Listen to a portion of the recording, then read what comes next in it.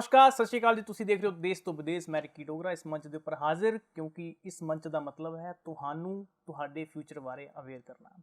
Study तो सारे कर लेंगे लेकिन स्टडी करन तो बाद किहड़ा कोर्स जिहड़ा जे है लेना चाहिए, किहड़ी कंट्री तुहाडे वास्ते बैस्ट है, किहड़ी कंट्री जाके तुसीं सैटल हो सकते हो, ये सारियां गल्लां बातां जिहड़ियां आपां क्लीयर करनियां शो दे विच। और अज फिर एक बार सद्दा दिता जी पायनियर इमीग्रेशन तो डॉक्टर रवि गर्ग नूं, वो तुहानूं अवेयर करनगे। सब तो पहले स्वागत करते हैं, उस तो बाद जिहड़ा जे गलबात का सिलसिला शुरू करांगे। सर स्वागत है जी बहुत बहुत। रिकी जी शो ते सद्दा देने ਲਈ बहुत बहुत धन्यवाद ते सारे दर्शकों ਨੂੰ मेरी प्यार भरी सत श्री अकाल जी। एक सब रवि सर मैं बेसिकली जैनुअनिटी वाली गल तुहाडे तो पुछनी है। कई बार आपां देखते हैं कि मैं रूटीन दे विच देखदा हुंदा अगर कोई इमीग्रेशन कंसलटेंट का ऑफिस हैगा है, उन्होंने क्या करता हुंदा कि मोस्ट ऑफली जिहड़े मैं मेरे कोल तो खैर इहो जिहे कंसलटेंट नहीं आते ना, मैं शो दे विच बिठांदा इहो जिहे कंसलटेंट नूं, लेकिन कई बार आपां देखते हैं कि वो लोग क्या करते हैं 10-10 बाउंसर जिहड़ा जे अपने ऑफिस के बाहर उन्होंने रखे होंगे ने। बेशक ब्रांच एक होनी चाहिए 10 होन, इसका कोई मतलब नहीं है। जिस ब्रांच के विच विजिट करनगे आप दे नाल 2 गड्डियां बाउंसरां दियां ते एक आप दी गड्डी, मतलब 3 गड्डियां जांदियां ने। मन के चलो कि एक माड़ा मोटा MLA ही है जिहड़ा कंसलटेंट है, एक अपने आप नूं MLA ही समझदा। जे आपां गल करांगे उहदे ऑफिस दे विच तां काफ़ी भीड़ लगी हुंदी है। मैनूं नहीं पता कि वो भीड़ पासपोर्ट वाले की लगी होंगी है जिन्होंने जाना होंदा उन्हां दी होंदी है या फिर उन्हां दी होंदी है जिन्होंने पैसे वापस लैने होंदे हैं। ये आपां नूं क्लीयर नहीं है कि इन्हां दी भीड़ होंदी है। और मैनूं लगता कि 10-10 जिहड़े बाउंसर रखे होंदे ने उसदा रीजन भी सानूं नहीं पता कि क्यों रखे होंदे ने। या तो वो बहुत टॉप के कंसलटेंट होणगे कि उन्हां नूं मतलब खतरा जी, एक बहुत बड़ा खतरा है कि अगर ओपन दे विच जाणगे तां लोकी उन्हां नूं कुछ भी कर सकदे, थ्रैट कर सकते हैं। तुहानूं नहीं डर लगदा वैसे तुसीं इकल्ले ही अपने ऑफिस दे विच किसी भी कोई भी बच्चा मिलना चाहे, पेरेंट्स मिलना चाहे, तुसीं जिस दिन अवेलेबल होंदे तुसीं आप उन्हां नूं मिलदे, तुहानूं डर नहीं लगदा? बिल्कुल रिकी जी मैं इस गल तो तुहाडीआं गल्लां दे नाल मैनूं याद आ गया, मैं जिथे भी मिलदा खास तौर ते इस वक्त हर वीरवार चंडीगढ़ ऑफिस ਦੇ ਵਿੱਚ ਮਿਲਦਾ ਹੈਗਾ। ਉਸ ਤੋਂ ਥੋੜ੍ਹਾ ਚਿਰ ਪਹਿਲਾਂ ਸੀਗਾ ਕਿ ਲੁਧਿਆਣਾ, ਮੋਗਾ, ਫਿਰੋਜ਼ਪੁਰ, ਅੰਮ੍ਰਿਤਸਰ, ਜਲੰਧਰ, ਬਠਿੰਡਾ, ਬਰਨਾਲਾ, ਮੋਹਾਲੀ ਹਰ ਇੱਕ ਆਫਿਸ ਦੇ ਵਿੱਚ ਅਲੱਗ-ਅਲੱਗ ਦਿਨ ਵੀ ਫਿਕਸ ਕੀਤੇ ਸੀਗੇ, ਸੈਮੀਨਾਰ ਵੀ ਲੱਗਦੇ ਸੀਗੇ। ਜਲਦੀ ਹੀ 2-3 ਮਹੀਨੇ ਬਾਅਦ ਥੋੜ੍ਹਾ ਜਿਹਾ ਜਿਹੜੇ ਨਵੇਂ ਬੱਚੇ ਆਉਣਗੇ +2 ਵਗੈਰਾ ਕਰਨਗੇ ਫਿਰ ਸੈਮੀਨਾਰ ਲਗਾਵਾਂਗੇ, ਫਿਰ ਮਿਲਾਂਗੇ। ਬਹੁਤ ਰਸ ਹੁੰਦਾ ਹੈ ਔਰ ਮੈਂ ਭੀੜ ਦੇ ਵਿੱਚੋਂ ਇਕੱਲਾ ਨਿਕਲ ਕੇ ਜਾਂਦਾ। ਜ਼ਿਆਦਾਤਰ ਸਭ ਤੋਂ ਪਹਿਲਾਂ ਮੈਂ ਨਮਸਤੇ ਕਰਦਾ ਸਾਰਿਆਂ ਨੂੰ ਜਿਨ੍ਹਾਂ ਦੇ ਕਰਕੇ ਪਾਇਨੀਅਰ ਇਮੀਗ੍ਰੇਸ਼ਨ ਅੱਜ ਟੌਪ ਰੈਂਕਡ ਜਿਹੜਾ ਹੈ ਇੰਡੀਆ ਦੇ ਵਿੱਚ ਬਹੁਤ ਟੌਪ 'ਤੇ ਨਾਮ ਹੈਗਾ। ਔਰ ਹੁਣ ਵੀ ਕੰਸਲਟੈਂਟਸ ਦੇ ਵਿੱਚ ਵੀ ਜਦੋਂ ਜਾਂਦਾ ਹੈ ਅਤੇ ਮੈਂ ਆਪਣੇ ਆਪ ਨੂੰ ਬੜਾ ਛੋਟਾ ਜਿਹਾ ਸਮਝਦਾ ਹੈਗਾ ਰੱਬ ਦਾ ਨਾਂ ਲੈ ਕੇ, ਲੇਕਿਨ ਲੋਕ ਇਹ ਗੱਲ ਕਰਦੇ ਆ ਕਿ ਜੀ ਤੁਹਾਡਾ ਬੜਾ ਕੰਪਨੀ ਦਾ ਬਹੁਤ ਬ੍ਰਾਂਡ ਨੇਮ ਮਤਲਬ ਬਹੁਤ ਹਾਈ ਹੈਗਾ, ਜੋ ਕਿਸੇ ਟਾਈਮ ਦਾ ਮੇਰਾ ਸੁਪਨਾ ਸੀਗਾ। ਸੋ ਇਹ ਮੈਂ ਸਮਝਦਾ ਕਿ ਇਹ ਸਾਰੀਆਂ ਗੱਲਾਂ ਜਿੰਨੀਆਂ ਵੀ ਰੱਬ ਨੂੰ ਹਾਜ਼ਰ ਨਾਜ਼ਰ ਮੰਨ ਕੇ ਹੀ ਕਰਦਾ ਮੈਂ ਜੈਨੂਅਨ। ਸੋ ਇਸ ਦੇ ਵਿੱਚ ਮੈਨੂੰ ਇਹੀ ਮਹਿਸੂਸ ਹੁੰਦਾ ਹੈਗਾ ਕਿ ਬਈ ਜੈਨੂਅਨਨੈਸ ਦਾ ਮਤਲਬ 100% ਓਨੈਸਟੀ, ਟਰਾਂਸਪੇਰੈਂਸੀ, ਕੇਅਰ ਔਰ ਐਕਸਪਰਟੀਜ਼। ਔਰ ਕਿ ਜੀ ਥੋੜ੍ਹਾ ਜਿਹਾ ਧਿਆਨ ਨਾਲ ਅਗਰ ਆਪਾਂ ਦੇਖੀਏ ਤਾਂ ਬਾਊਂਸਰਸ ਦੇ ਖੈਰ ਮਤਲਬ ਸਵਾਲ ਹੀ ਨਹੀਂ ਹੈ। ਬੜੇ ਇਕੱਲੇ ਹੀ ਮੈਂ ਹੁੰਦਾ, ਜਿੱਥੇ ਵੀ ਜਾਂਦਾ ਮੈਂ ਇਕੱਲਾ ਹੀ ਹੁੰਦਾ ਅਤੇ ਕਦੇ ਕੋਈ ਐਸੀ ਦਿੱਕਤ ਨਹੀਂ। ਦੇਖੋ 20 ਸਾਲ ਹੋ ਗਏ, 2003 ਤੋਂ ਕੰਪਨੀ ਸ਼ੁਰੂ ਕੀਤੀ ਸੀ। ਕੰਮ ਹੀ ਜੈਨੂਅਨਟੀ ਵਾਲਾ ਕਰੋ, ਬਾਊਂਸਰ ਦੀ ਲੋੜ ਹੀ ਨਾ ਪਵੇ। ਬਿਲਕੁਲ। ਕਿਉਂਕਿ 10 ਬਾਊਂਸਰ ਰੱਖਣੇ ਜਦੋਂ ਕਿਸੇ ਦਾ ਦੇਖੋ ਸਿੱਧੀ ਜੀ ਗੱਲ ਹੈ, ਜਦੋਂ ਕਿਸੇ ਦੇ ਲੱਖ 2 ਲੱਖ 5 ਲੱਖ ਰੁਪਈਏ ਤੁਸੀਂ ਗਲਤ ਕਹਿ ਕੇ ਰੱਖ ਲਿਓ ਉਹਦਾ ਕੰਮ ਨਹੀਂ ਹੋਇਆ ਔਰ ਤੁਸੀਂ ਤੁਹਾਡੇ ਕੋਲੇ ਪੈਸੇ ਨੇ 5 ਲੱਖ, ਉੱਥੇ ਗੜਬੜ ਹੋਏਗੀ। ਉੱਥੇ ਫਿਰ ਉਹ ਨੈਚੁਰਲ ਆ, ਤੁਸੀਂ ਹੈਰਾਨ ਹੋਵੋਗੇ। ਮੈਂ ਕੱਲ੍ਹ ਮੇਰਾ ਡਰਾਈਵਰ ਜਿਹੜਾ ਹੈ ਛੁੱਟੀ 'ਤੇ ਸੀਗਾ ਅਤੇ ਮੈਂ ਕੈਬ ਲੈ ਕੇ ਕਿਸੇ ਮੀਟਿੰਗ ਦੇ ਵਿੱਚ ਚਲਾ ਗਿਆ ਜੀ। ਔਰ ਉਸ ਡਰਾਈਵਰ ਨੂੰ ਮੈਂ ਆਪਣਾ ਕਾਰਡ ਦਿੱਤਾ ਵੀ ਕੋਈ ਕੰਮ ਹੋਏ ਤਾਂ ਦੱਸੀ ਯਾਰ, ਇਸ ਤਰ੍ਹਾਂ ਅਸੀਂ ਮੈਂ ਜਿਹੜਾ CICC ਮੈਂਬਰ ਔਰ ਵੀਜ਼ਾ ਲਗਵਾਉਂਦੇ ਹਾਂ, ਖਾਸ ਤੌਰ 'ਤੇ ਜ਼ਿਆਦਾ ਸਟੱਡੀ ਵੀਜ਼ਾ। ਅਤੇ ਇਸ ਦੇ ਵਿੱਚ ਮੈਂ ਉਹਨੂੰ ਖਾਸ ਤੌਰ 'ਤੇ ਇਹ ਗੱਲ ਕਹੀ ਕਿ ਵੀ ਕਹਿੰਦਾ ਜੀ ਮੇਰਾ ਇੰਨਾ 15 ਸਾਲ ਦਾ ਸਟੱਡੀ ਦਾ ਗੈਪ ਹੈ ਇੱਦਾਂ, ਅਤੇ ਮੇਰਾ ਹੋ ਸਕਦਾ। ਮੈਂ ਕਿਹਾ ਤੇਰਾ ਨਹੀਂ ਹੋ ਸਕਦਾ। ਬੱਚਾ ਜਿਹੜਾ ਹੈ ਉਹਦਾ 7ਵੀਂ ਸੀਗਾ, 5 ਸਾਲ ਬਾਅਦ ਮੈਂ ਕਿਹਾ ਮੇਰੇ ਕੋਲ ਆ ਜੀ ਅਤੇ ਲਵਾਵਾਂਗੇ। ਅਤੇ ਲੋਕ ਅਕਸਰ ਗੜਬੜ ਕਰਦੇ ਆ, ਮਿਸਗਾਈਡੈਂਸ ਕਰਦੇ ਆ। ਨਾਲ ਹੀ ਉਹਨੇ ਕਿਹਾ ਕਿ ਜੀ ਮੇਰੀ ਸਿਸਟਰ ਦਾ 35 ਦੀ ਏਜ ਹੈ, ਕਿਸੇ ਕੰਸਲਟੈਂਟ ਨੇ ਐਕਸਪ੍ਰੈਸ ਐਂਟਰੀ ਦੇ ਵਿੱਚ ਕਹਿੰਦਾ ਮੈਂ ਲਗਵਾ ਦੂੰਗਾ, 4 ਲੱਖ ਰੁਪਏ ਲੈ ਲਿਆ। 3 ਸਾਲ ਹੋ ਗਏ, ਉਹ ਕਹਿੰਦਾ ਮੈਂ ਹੋਏਗਾ ਤੁਹਾਡਾ ਹੋਏਗਾ ਕਰਕੇ। ਸੋ ਇਹ ਇੱਕ ਹਾਂ। ਅਤੇ 35 ਸਾਲ ਦੀ ਦੇਖੋ ਐਕਸਪ੍ਰੈਸ ਐਂਟਰੀ ਦੀ ਰਿਕੁਆਇਰਮੈਂਟ ਸੀ ਨੇ, ਮਾਸਟਰਸ ਹੋਣਾ ਚਾਹੀਦਾ, ਲੈਸ ਦੈਨ 30 ਏਜ ਦੀ ਏਜ ਹੋਣੀ ਚਾਹੀਦੀ ਹੈ, 777 ਬੈਂਡ ਚਾਹੀਦੇ ਨੇ, 3 ਸਾਲ ਤੋਂ ਉੱਪਰ ਦਾ 3 ਸਾਲ ਦਾ ਐਕਸਪੀਰੀਅੰਸ ਚਾਹੀਦਾ।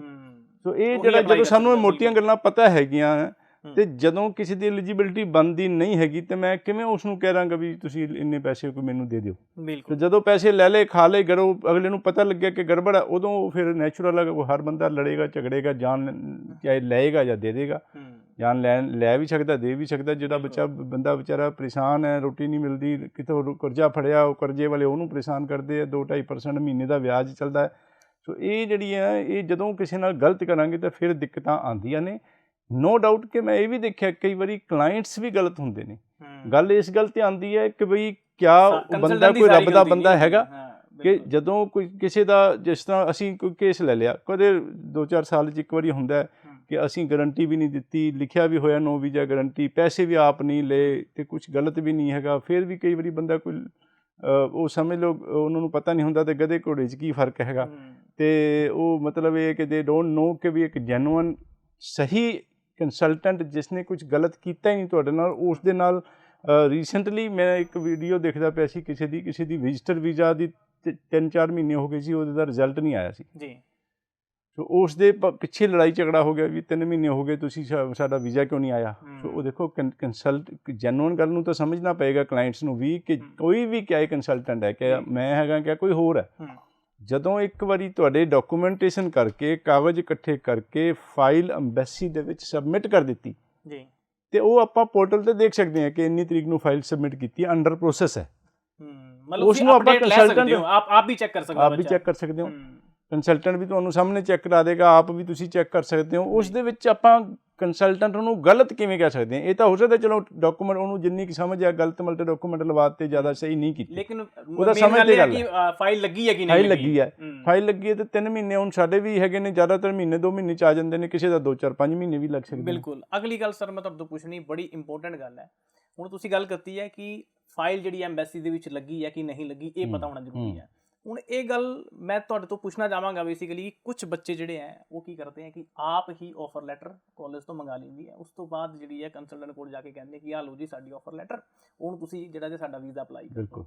ਇਹੋ ਜਿਹੇ ਬੱਚੇ ਕਈ ਵਾਰ ਕਿਆ ਹੁੰਦਾ ਕਿ ਆਫਰ ਲੈਟਰ ਤਾਂ ਮੰਗਾ ਲਈ ਹੁੰਦੀ ਹੈ, ਲੇਕਿਨ ਉਹ ਕੋਰਸ ਦੇ ਨਾਲ ਮੈਚ ਨਹੀਂ ਕਰਦਾ ਹੁੰਦਾ, ਜਿਹੜਾ ਕੋਰਸ ਨਾਲ ਸਟੱਡੀ ਨਾਲ ਮੈਚ ਨਹੀਂ ਕਰੇਗਾ।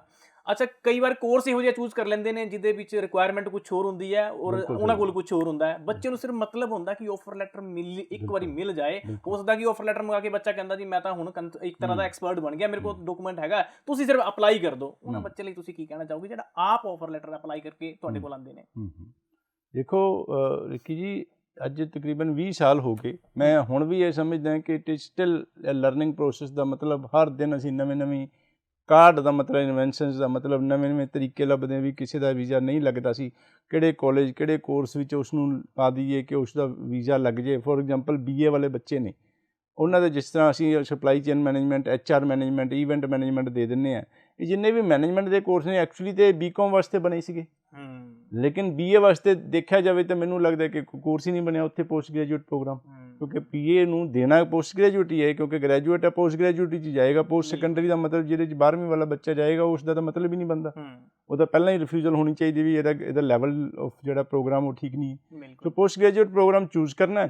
ਸੋ ਅਸੀਂ ਕੀ ਕੀਤਾ ਕਿ ਕਾਲਜ ਐਮਬੈਸੀ ਨਾਲ ਗੱਲ ਕੀਤੀ ਅਤੇ ਚਲੋ HR ਮੈਨੇਜਮੈਂਟ 'ਚ ਬਹੁਤ ਸਾਰੇ ਵੀਜ਼ੇ ਲੱਗੇ, ਸਪਲਾਈ ਚੇਨ ਮੈਨੇਜਮੈਂਟ 'ਚ ਬਹੁਤ ਲੱਗੇ, ਈਵੈਂਟ ਮੈਨੇਜਮੈਂਟ 'ਚ, ਉਹ ਫਿਰ ਅਸੀਂ ਇਸ ਤਰੀਕੇ ਨਾਲ ਉਹ ਸਾਰੇ ਵੀਜ਼ੇ ਲਗਵਾਏ ਔਰ ਹੁਣ ਵੀ ਲਵਾਉਂਦੇ ਚਲੇ ਆ ਰਹੇ ਹਾਂ। ਲੇਕਿਨ ਇਹ ਹੁਣ ਐਕਸਪਰਟੀਜ਼ ਹੈ ਨਾ, ਤੁਹਾਨੂੰ ਕਿਵੇਂ ਪਤਾ ਲੱਗੇਗਾ? ਅਸੀਂ ਇਸੇ ਤਰੀਕੇ ਨਾਲ ਹੋਰ ਜਿਹੜੇ ਨੇ ਇਹ ਜਿਸ ਤਰ੍ਹਾਂ ਗ੍ਰੇਡ 12 ਦਾ ਨਾਨ ਮੈਡੀਕਲ ਕੀਤਾ ਬੱਚੇ ਨੇ, ਕਿ ਇੱਕ ਐਗਜ਼ਾਮਪਲ ਦੇ ਰਿਹਾ, ਅਤੇ ਫਿਜ਼ਿਕਸ ਕੈਮਿਸਟਰੀ ਮੈਥਮੈਟਿਕਸ ਕੀਤਾ। ਮੈਥਮੈਟਿਕਸ ਦੇ ਵਿੱਚ ਥਿਊਰੀ ਦੇ ਵਿੱਚ ਲੈਸ ਦੈਨ 50% ਮਾਰਕਸ ਨੇ, ਅਗਰ 50% ਤੋਂ ਉੱਪਰ ਨੇ ਥਿਊਰੀ ਦੇ ਵਿੱਚ, ਅਤੇ ਇਹੋ ਜਿਹੇ ਸਾਰੇ ਨਾਨ ਮੈਡੀਕਲ ਬੱਚਿਆਂ ਨੂੰ engineering courses, civil engineering, technician ਹੈਗਾ, ਇਲੈਕਟ੍ਰੋਨਿਕਸ, ਇਲੈਕਟ੍ਰੀਕਲ, ਮਕੈਨੀਕਲ, ਆਰਕੀਟੈਕਚਰਲ, ਇਸ ਤਰ੍ਹਾਂ ਦੇ ਸਾਰੇ ਕੋਰਸਿਸ ਅਸੀਂ ਦਿੰਦੇ ਹਾਂ, ਕੋਈ ਪ੍ਰੋਬਲਮ ਨਹੀਂ, ਕਿਉਂਕਿ ਮੈਥ, ਇੰਗਲਿਸ਼ ਅਤੇ ਮੈਥ ਦੀ ਰਿਕੁਆਇਰਮੈਂਟ ਮੈਥ ਦੇ ਵਿੱਚ 50% ਤੋਂ ਉੱਪਰ ਹੈਗੇ ਨੇ। ਅਗਰ 50% ਤੋਂ ਥਿਊਰੀ 'ਚ ਮਾਰਕਸ ਨੇ, ਅਤੇ ਦੇਖਣਾ ਪੁਆਇੰਟ ਇਹ ਹੈ ਕਿ ਮੈਥ ਦੀ ਰਿਕੁਆਇਰਮੈਂਟ ਹੈ, ਮੈਥ ਬੱਚੇ ਨੂੰ ਆਉਣਾ ਚਾਹੀਦਾ। ਮੈਥ ਦੇ ਵਿੱਚ ਹੀ ਉਹ ਲੈਸ ਦੈਨ 50% ਦਾ ਮਤਲਬ ਆਲਮੋਸਟ ਫੇਲ ਹੈਗਾ Canada the point of view ਨਾਲ, ਕਿਉਂਕਿ ਇੱਥੇ 33% ਨੂੰ ਪਾਸ ਮੰਨਦੇ, ਉੱਥੇ 50% ਵਾਲੇ ਨੂੰ ਮਾਰ।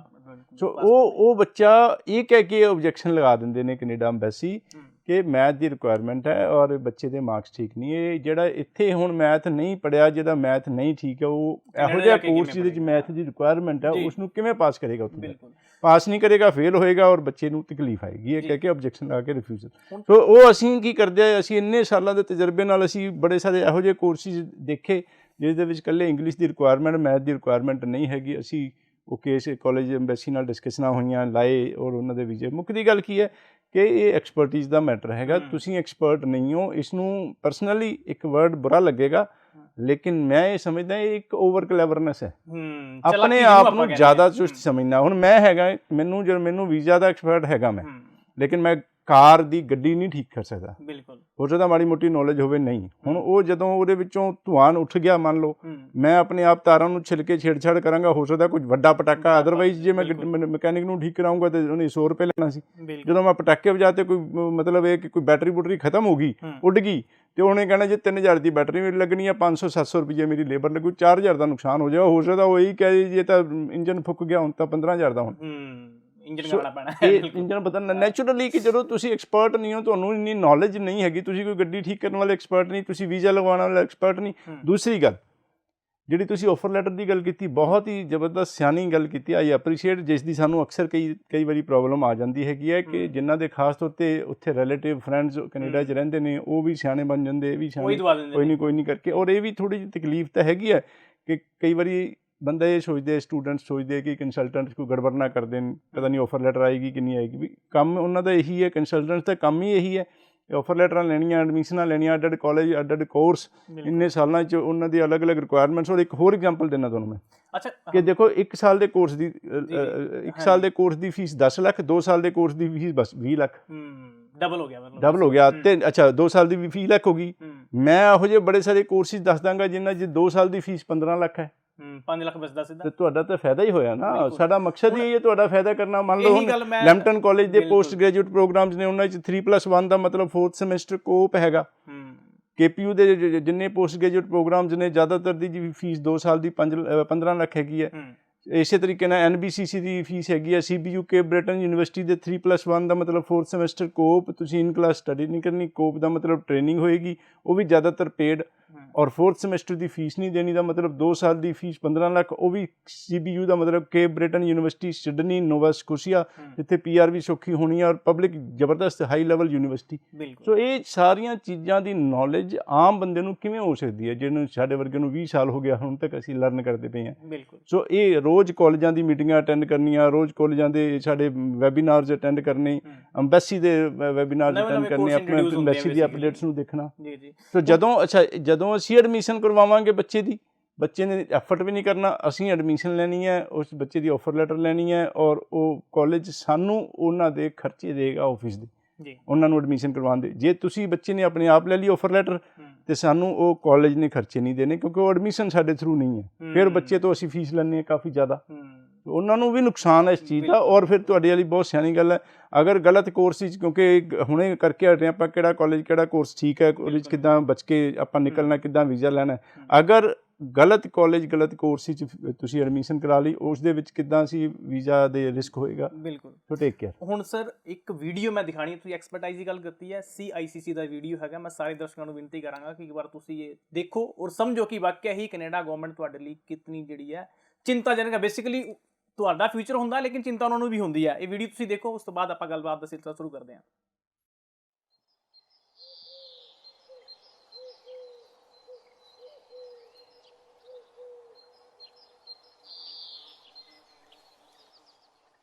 ਤਾਇਆ ਸਤਿ ਸ਼੍ਰੀ ਅਕਾਲ। ਹੋਰ ਚਾਚਾ ਕੀ ਹਾਲ ਚਾਲ ਹੈ? ਕੀ ਗੱਲ ਚਾਚਾ, ਤੁਸੀਂ ਸਾਰੇ ਉਦਾਸ ਬੈਠੇ ਹੋ? ਕੀ ਦੱਸਾਂ, ਤਜਿੰਦਰ ਦਾ ਏਜੰਟ ਪੈਸੇ ਲੈ ਕੇ ਭੱਜ ਗਿਆ। ਪਰ ਤਜਿੰਦਰ ਤਾਂ ਪੜ੍ਹਿਆ ਲਿਖਿਆ ਮੁੰਡਾ, ਉਹ ਤੋਂ ਇਹ ਗਲਤੀ ਕਿੱਦਾਂ ਹੋ ਗਈ? ਸਾਨੂੰ ਕੀ ਪਤਾ ਪੁੱਤ, ਸਾਨੂੰ ਤਾਂ ਕੁਝ ਸਮਝ ਨਹੀਂ ਆ ਰਿਹਾ। ਉਹ ਵੀ ਤਾਂ ਕੱਲ ਦਾ ਕਿਸੇ ਨਾਲ ਗੱਲ ਨਹੀਂ ਕਰ ਰਿਹਾ। ਤੂੰ ਤਜਿੰਦਰ ਨਾਲ ਇੱਕ ਵਾਰੀ ਗੱਲ ਤਾਂ ਕਰਕੇ ਦੇਖ। ਕੋਈ ਨਾ ਚਾਚਾ, ਮੈਂ ਕਰਦਾ ਗੱਲ ਤਜਿੰਦਰ ਨਾਲ। ਠੀਕ ਹੈ ਪੁੱਤ। ਯਾਰ ਤੂੰ ਤੇ ਪੜ੍ਹਿਆ ਲਿਖਿਆ ਸੀ, ਤੂੰ ਕਿੱਦਾਂ ਫਸ ਗਿਆ? ਭਾਈ ਇੱਥੇ ਪੜ੍ਹੇ ਲਿਖੇ ਬੰਦੇ ਵੀ ਫਰਾਡ ਏਜੰਟਾਂ ਦੇ ਚੱਕਰਾਂ 'ਚ ਫਸ ਰਹੇ ਆ। ਮੈਨੂੰ ਕਹਿੰਦਾ ਸੀ ਤੇਰਾ ਵਰਕ ਪਰਮਿਟ ਆ ਗਿਆ, ਪੈਸੇ ਜਮ੍ਹਾਂ ਕਰਾ ਦਿਓ। ਸਭ ਝੂਠ, ਫੇਕ ਵੀਜ਼ਾ ਸੀ ਬਾਈ। ਬਾਪੂ ਨੇ ਪੈਲੀ ਵੇਚ ਕੇ ਪੈਸੇ ਦਿੱਤੇ ਸੀ, ਤੇ ਮਾਂ ਨੇ ਇੰਨੀਆਂ ਆਸਾਂ ਰੱਖੀਆਂ ਕਿ ਮੇਰਾ ਪੁੱਤ ਬਾਹਰ ਜਾਊਗਾ, ਪਰ ਏਦਾਂ ਕੁਝ ਹੋ ਨਾ ਸਕੇ ਬਈ। ਯਾਰ ਤੈਨੂੰ ਇੱਕ ਗੱਲ ਪੁੱਛਾਂ, ਤੈਨੂੰ CICC ਦੇ ਐਪ ਬਾਰੇ ਨਹੀਂ ਸੀ ਪਤਾ? ਇਹ ਕਿਹੜੀ ਐਪ ਆ ਬਾਈ? ਬਾਈ CICC ਦਾ ਮਤਲਬ ਦਾ college of immigration and citizenship consultants. ਇਸ ਐਪ ਦੀ ਮਦਦ ਨਾਲ ਤੁਸੀਂ ਆਪਣਾ ਰੈਗੂਲੇਟਡ ਕੈਨੇਡੀਅਨ ਇਮੀਗ੍ਰੇਸ਼ਨ ਕੰਸਲਟੈਂਟਸ ਵੀ ਲੱਭ ਸਕਦੇ ਹੋ। ਇਸ ਦਾ ਮਤਲਬ RCIC ਤੇ RCIC ਨੂੰ ਕੈਨੇਡਾ ਇਮੀਗ੍ਰੇਸ਼ਨ ਵੱਲੋਂ ਲਾਇਸੈਂਸ ਦਿੱਤਾ ਗਿਆ। ਜਿਹੜਾ ਕਿ ਤੁਹਾਡੀ ਕੈਨੇਡੀਅਨ ਇਮੀਗ੍ਰੇਸ਼ਨ ਨੂੰ ਪੂਰੀ ਇਮਾਨਦਾਰੀ ਨਾਲ ਨਿਭਾਵੇਗਾ। ਤੁਸੀਂ ਇਸ ਐਪ ਨੂੰ ਡਾਊਨਲੋਡ ਵੀ ਕਰ ਸਕਦੇ ਐਪ ਸਟੋਰ ਤੇ ਗੂਗਲ ਪਲੇ ਸਟੋਰ ਤੇ, ਜਿਸ ਨਾਲ ਤੁਹਾਨੂੰ ਕੈਨੇਡਾ ਇਮੀਗ੍ਰੇਸ਼ਨ ਦੀਆਂ ਸਾਰੀਆਂ ਨਵੀਆਂ ਜਾਣਕਾਰੀਆਂ ਵੀ ਮਿਲ ਜਾਣਗੀਆਂ ਤੇ ਤੁਸੀਂ ਆਪ ਤੇ ਆਪਣਿਆਂ ਨੂੰ ਠੱਗਬਾਜ਼ੀ ਤੋਂ ਬਚਾ ਸਕਦੇ ਹੋ। ਲੈ ਬਈ, ਜੇ ਇਸ ਐਪ ਬਾਰੇ ਮੈਨੂੰ ਪਹਿਲਾਂ ਹੀ ਪਤਾ ਹੁੰਦਾ, ਮੇਰੇ ਪੈਸਾ ਤੇ ਟਾਈਮ ਦੋਨੋਂ ਬਚ ਜਾਂਦੇ। ਹੁਣ ਤੇ ਮੈਂ ਇਹੀ ਕਹੂੰਗਾ CICC ਐਪ ਹੀ ਡਾਊਨਲੋਡ ਕੀਤੀ ਜਾਵੇ।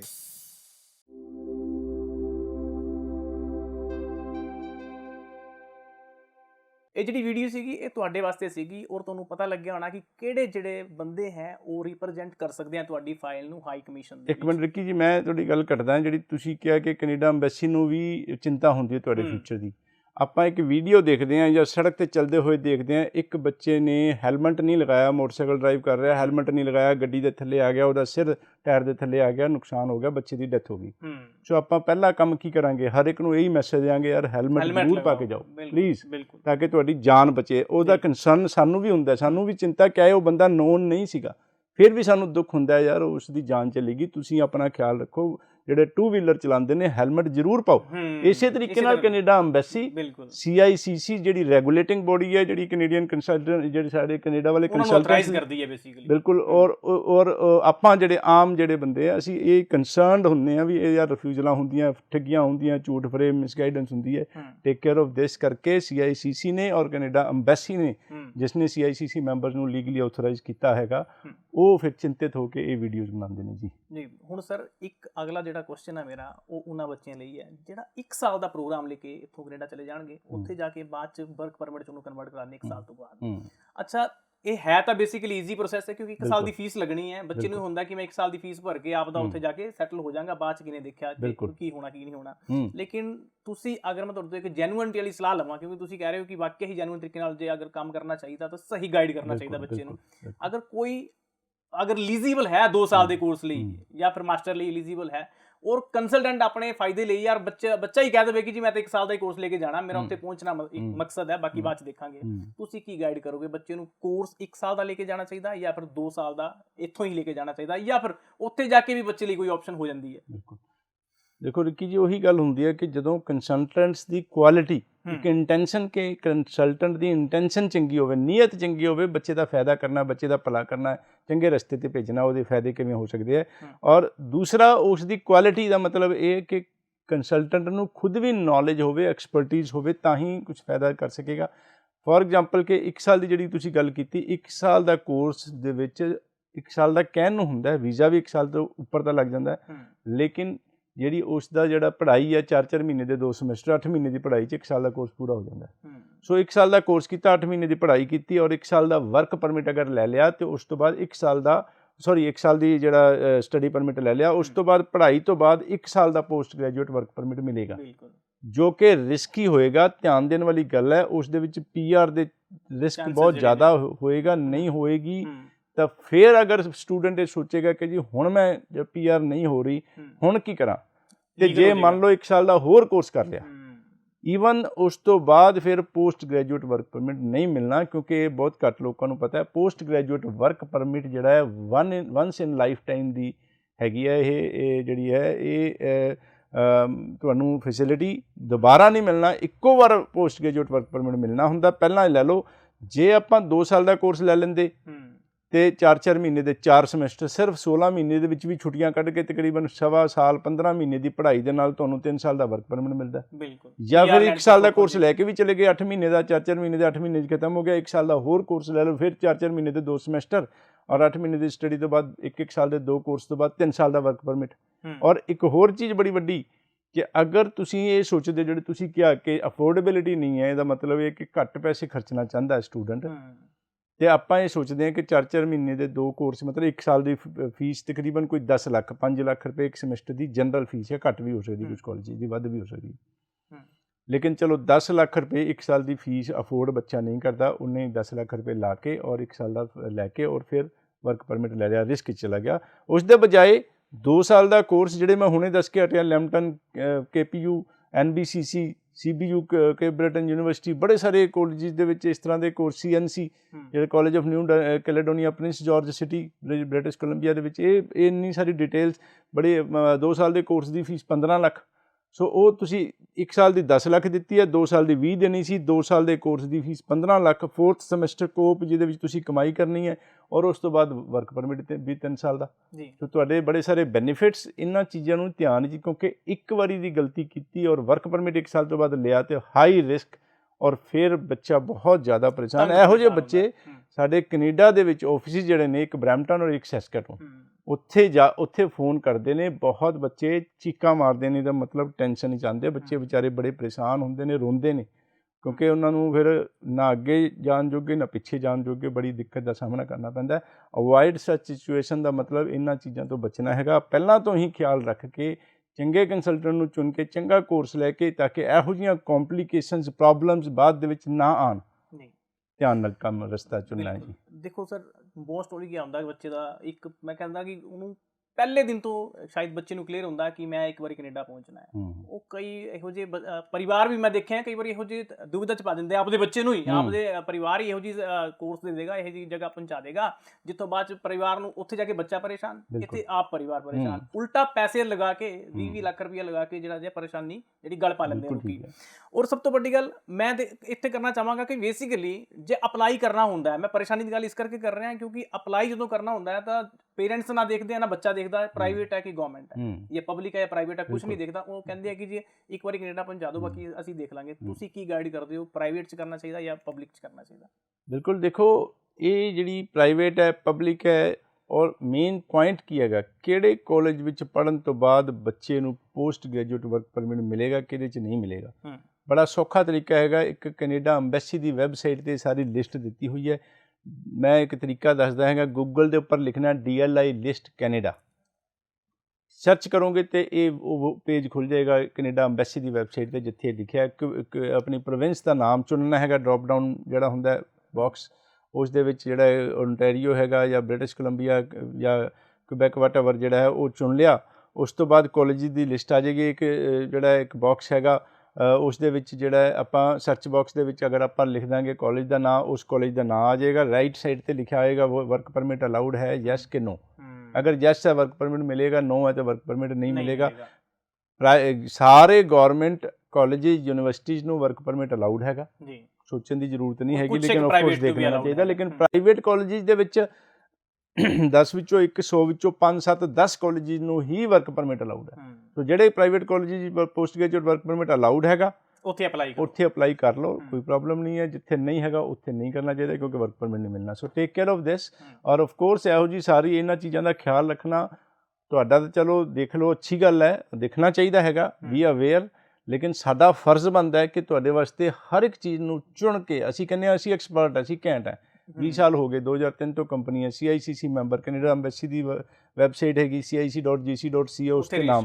ਸੋ ਅਸੀਂ ਆਪਣੇ ਆਪ ਨੂੰ ਇੰਨਾ ਸਿਆਣਾ ਕਹਿੰਦੇ ਹਾਂ, ਅਤੇ ਸਾਡਾ ਹੀ ਫਰਜ਼ ਬਣਦਾ ਵੀ ਤੁਹਾਨੂੰ ਕੋਈ ਵੀ ਗਲਤ ਰਸਤੇ ਤੋਂ ਬਚਾਉਣਾ ਔਰ ਖਿਆਲ ਰੱਖਣਾ, ਔਰ ਚੰਗੇ ਰਸਤੇ, ਚੰਗੇ ਕਾਲਜ ਜਿੱਥੇ ਤੁਹਾਨੂੰ ਕੋਈ ਆਉਣ ਵਾਲੇ ਟਾਈਮ ਵਿੱਚ ਤਕਲੀਫ ਨਾ ਹੋਏ, ਉਹ ਚੁਣ ਕੇ ਸਹੀ ਰਸਤਾ ਦੇਣਾ ਜੀ। ਬਿਲਕੁਲ ਜੀ। ਹੁਣ ਟਾਈਮ ਹੋ ਚੱਲਿਆ ਜੀ, ਸਾਨੂੰ ਇਜਾਜ਼ਤ ਦਿਓ ਤੁਸੀਂ, ਔਰ ਜਾਂਦੇ ਤੁਸੀਂ ਇਹ ਵੀਡੀਓ ਦੇਖੋ ਜਿਨ੍ਹਾਂ ਬੱਚਿਆਂ ਦੇ ਰੀਸੈਂਟਲੀ ਵੀਜ਼ਾ ਆਏ ਹੁੰਦੇ ਨੇ, ਕਿਉਂਕਿ ਇਹ ਵੀ ਦਿਖਾਣਾ ਬੜਾ ਜ਼ਰੂਰੀ ਹੈ। ਕਈ ਵਾਰ ਲੋਕੀ ਕਹਿੰਦੇ ਹੁੰਦੇ ਆ ਸਰ ਕਿ ਦਿਖਾਵੇ ਨੂੰ ਜ਼ਿਆਦਾ ਪ੍ਰਮੋਟ ਕਰਦੇ ਆ, ਹਾਲਾਂਕਿ ਸਾਡਾ ਮਕਸਦ ਇਹ ਨਹੀਂ ਹੈ ਕਿ ਦਿਖਾਵਾ ਕਰਨਾ, ਲੇਕਿਨ ਇਹ ਅਗਰ ਨਾ ਦਿਖਾਈਏ ਤਾਂ ਕੁਝ ਲੋਕ ਵਿਸ਼ਵਾਸ ਨਹੀਂ ਕਰਦੇ, ਉਹਨਾਂ ਲਈ ਇਹ ਵੀਡੀਓ ਬਹੁਤ ਜ਼ਰੂਰੀ ਹੁੰਦੀਆਂ। ਔਰ ਸਾਰੀ ਵੀਡੀਓ ਅਸੀਂ ਨਹੀਂ ਦਿਖਾਉਂਦੇ, ਇਹ ਵੀ ਕੁਛ ਇੱਕ ਹੀ ਦਿਖਾਉਂਦੇ ਆ। ਕਈ ਵਾਰੀ ਜਿਹੜਾ ਹੁੰਦਾ ਹੈ ਜਿਹਨਾਂ ਦਾ ਵੀਜ਼ਾ ਆਇਆ ਹੁੰਦਾ, ਉਹਨਾਂ ਦੇ ਕੁਛ ਇੱਕ ਕਾਰਨ ਹੁੰਦੇ ਆ ਕਿ ਉਹ ਵੀਡੀਓ ਨਹੀਂ ਬਣਾਉਣਾ ਚਾਹੁੰਦੇ, ਲੇਕਿਨ ਫਿਰ ਵੀ ਕੁਛ ਇੱਕ ਵੀਡੀਓ ਜਿਹੜੀ ਅਲਾਓ ਕਰਦੇ ਨੇ ਸਾਨੂੰ। ਜਿਹੜਾ ਰਿੱਕੀ ਜੀ ਵੀਡੀਓਜ਼ ਦਿਖਾਉਣ ਲੱਗੀ ਤੇ ਸੈਂਕੜਾਂ ਨਹੀਂ ਹਜ਼ਾਰਾਂ ਵੀਜ਼ੇ ਲੱਗਦੇ ਆ, ਤੇ ਫਿਰ ਤਾਂ ਹਫਤੇ ਦੇ ਹਫਤੇ ਸੋਈ ਚੱਲਦੇ ਰਹਿਣਗੇ, ਬਸ ਫਿਰ ਇਹ ਵੀਡੀਓ ਚੱਲਣਗੀਆਂ, ਇਨਫੋਰਮੇਸ਼ਨ ਨਹੀਂ ਦੇ ਪਾਵਾਂਗੇ, ਪੋਸੀਬਲ ਨਹੀਂ ਹੋ ਪਾਉਂਦਾ। ਬਿਲਕੁਲ, ਤੁਸੀਂ ਦੇਖੋ ਇਹ ਵੀਡੀਓ, ਸਾਨੂੰ ਦਿਓ ਇਜਾਜ਼ਤ, ਧੰਨਵਾਦ ਜੀ, ਸਤਿ ਸ਼੍ਰੀ ਅਕਾਲ। Hello, my name is Amanpreet Kaur and I am from Mandi Gobindgarh. I completed my +2 from SNS Model School, Mandi Gobindgarh, and then I do IELTS. I get 6.5 bands, and then I applied to Pioneer Immigration. My course is Computer System Technician, and the college name is Georgian College, Toronto, and the Pioneer Immigration gives me visa in just 84 days, and the experience with Pioneer Immigration was so excellent. I am feel very nice. ਜਾਣਕਾਰੀ ਦਿੱਤੀ, ਸਮਝਾਇਆ ਮੈਨੂੰ ਕਿ ਜਿਹੜੇ sir ਸੀਗੇ ਰਵੀ ਗਰਗ, ਉਹਨਾਂ ਨੇ ਵੀ ਮੈਨੂੰ ਬਹੁਤ ਜ਼ਿਆਦਾ ਗਾਈਡ ਕੀਤਾ, ਅਤੇ ਮੈਂ ਬਹੁਤ ਹੀ ਥੈਂਕਫੁਲ ਹਾਂ ਸਰ ਦੀ, ਕਿਉਂਕਿ ਉਹਨਾਂ ਦੀ ਮਿਹਨਤ ਅਤੇ ਸਟਾਫ ਦੀ ਮਿਹਨਤ ਕਰਕੇ ਫਾਈਨਲੀ ਮੈਂ ਆਪਣਾ ਕੈਨੇਡਾ ਦਾ ਵੀਜ਼ਾ ਜਿਹੜਾ ਉਹ ਲੈ ਲਿਆ ਹੈ, ਅਤੇ ਮੈਂ ਬਹੁਤ ਜ਼ਿਆਦਾ ਖੁਸ਼ ਹਾਂ, ਮੇਰੀ ਪੂਰੀ ਫੈਮਿਲੀ ਬਹੁਤ ਖੁਸ਼ ਹਾਂ।